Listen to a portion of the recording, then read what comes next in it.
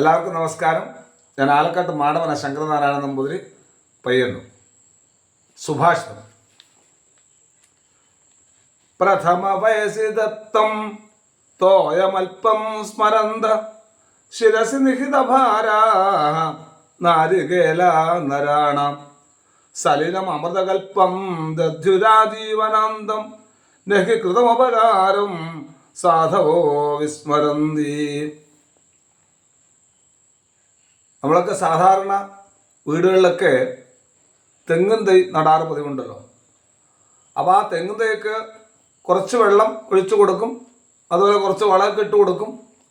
എങ്കിലും ആ വെള്ളം സ്വീകരിച്ചുകൊണ്ട് ഭാവിയിൽ മനുഷ്യന്മാർക്ക് വേണ്ടതായ അമൃതകൽപ്പമായിട്ടുള്ളതായ ആ വെള്ളത്തോടു കൂടി ഇളനീരായിട്ടോ നാളികേരമായിട്ടോ ഒക്കെ നമുക്ക് തരുന്നുണ്ട്.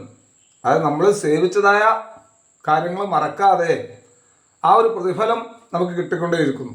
ഇതുപോലെയാണ്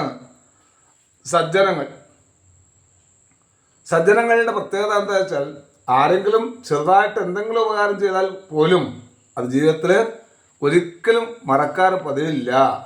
കൃതമുപകാരം സാധവ സജ്ജനങ്ങൾ എന്ന വിസ്മരന്തി, ഒരിക്കലും മറക്കുന്നില്ല എന്നതാണ് ഈ ഒരു ശ്ലോകം കൊണ്ട് നമ്മൾ മനസ്സിലാക്കേണ്ടത്. പ്രകൃതിയിൽ ഈ ഒരു നാളികേര വൃക്ഷങ്ങൾ നമുക്ക് ഉപകാരം ചെയ്യുന്ന പോലെ തന്നെയാണ് നമ്മളും പരമാവധി മറ്റുള്ളവർക്ക് ഉപകാരം ചെയ്യാൻ വേണ്ടി, അല്ലെങ്കിൽ ആരും നമുക്ക് ഉപകാരം ചെയ്തിട്ടുണ്ടെങ്കിൽ അത് മറക്കാതിരിക്കണം എന്ന് ഓർമ്മിപ്പിക്കാൻ വേണ്ടി ഈ ഒരു ശ്ലോകം എടുത്ത് ഉദ്ധരിച്ചു എന്ന് മാത്രം. നന്ദി, നമസ്കാരം.